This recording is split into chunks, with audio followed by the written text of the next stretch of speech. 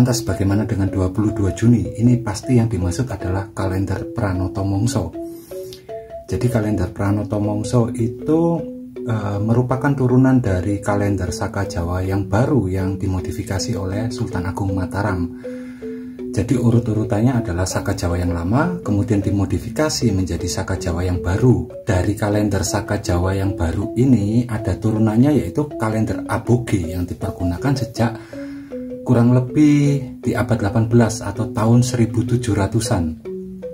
Kemudian ditambahkan lagi kalender tersebut dengan kalender Pranoto Mongso oleh Sultan Hamengkubuwono ke-7 di tahun 1876. Jadi turunan dari kalender Saka Jawa baru oleh Sultan Agung Mataram itu adalah kalender aboge, kemudian kalender Pranoto Mongso. Kenapa ada turunan kalender aboge dari Saka Jawa yang baru? Karena ada kebutuhan ritual adat lokal yang kurang terakomodir di dalam Saka Jawa yang baru itu. Ini seperti kalender aboge ini ya. Ditambahkan apa saja sih di sini gitu ya? Ada yang pertama, tambahkan wuku.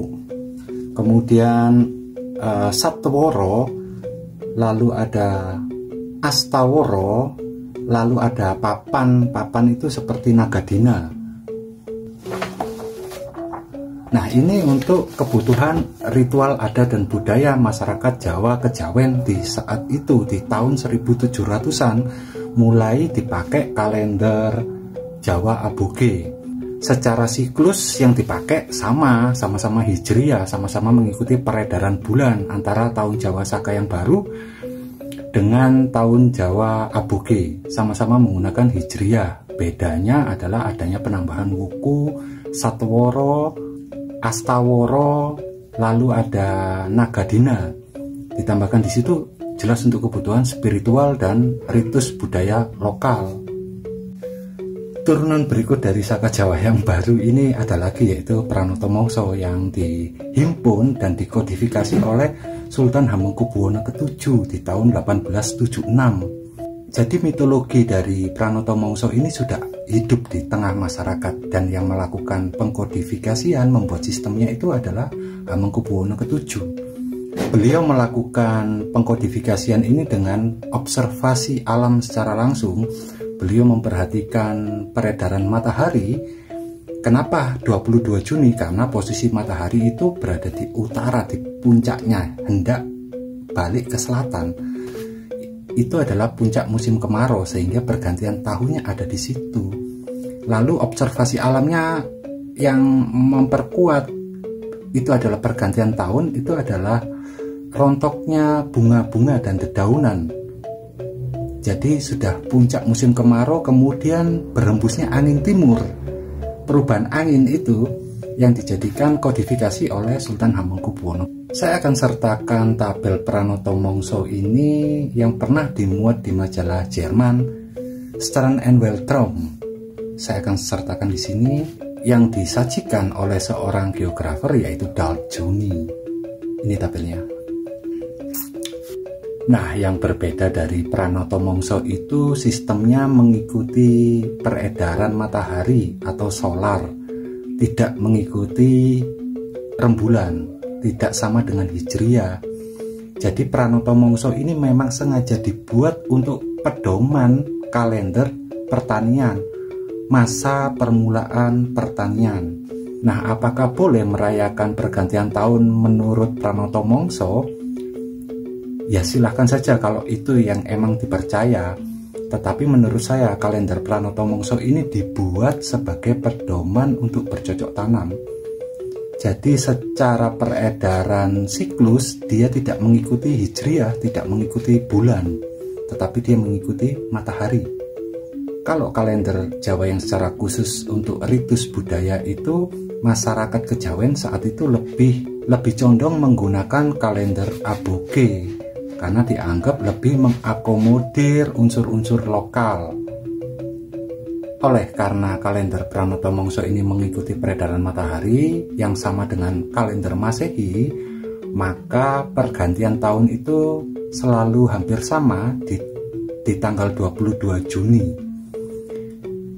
maju sehari atau mundur sehari dari 22 Juni tergantung tahun kabisat.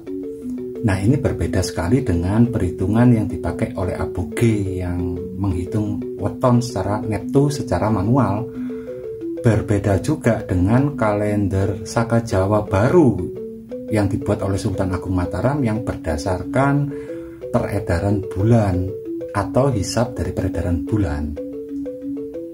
Untuk di tahun 2025 ini, satu suro kalender Aboge dan Saka Jawa yang baru itu kebetulan sama di tanggal 29 Juni. Sedangkan untuk Pranoto Mongso di tanggal 22 Juni. Lalu bagaimana dengan Saka Jawa yang lama? Saka Jawa yang lama sebelum dimodifikasi itu pergantian tahunnya ada di 29 Maret, Hari Raya Nyepi. Bagi mereka-mereka yang merasa ultranasionalis yang bilang bahwa Pranoto Mongso itu sudah ada sejak 911 sebelum Masehi, dibuat oleh Empu Hubayun, saya masih menganut standar sejarah yang diberlakukan secara internasional, bahwa sesuatu yang dikatakan sejarah itu harus ada data tertulisnya. Jadi sebelum ada karya dari Empu Hubayun yang ditemukan yang sejaman dengan 911 sebelum Masehi, maka saya masih tetap akan menganggap bahwa Empu Hubayun itu merupakan mitologi atau cerita lokal yang hidup di masyarakat saat itu. Meskipun Sultan Hamengkubuwono ke-7 itu tidak menganggap beliau yang membuat kalender Pranoto Mongso, beliau hanya mengkodifikasi. Jadi beliau itu hanya menangkap apa yang ada di masyarakat, mengobservasi alam secara langsung. Kemudian beliau membuat sistem kalender Pranoto Mongso sebagai pedoman untuk melakukan pertanian. Karena masyarakat Jawa saat itu 90% hidup dari bertani. Beda mungkin di era-era sebelumnya yang kita kenal bahwa leluhur Nusantara ini hidup dari maritim atau hidup sebagai nelayan. Jadi menurut saya cerita tentang Empu Hubayun ini jika mau dijadikan sejarah ya harus ditemukan dahulu karya beliau yang sejaman di era 911 sebelum Masehi, karena data sejarah kita yang paling tua hanya di abad keempat Masehi. Ini adalah standar internasional, bukan dibuat oleh Belanda.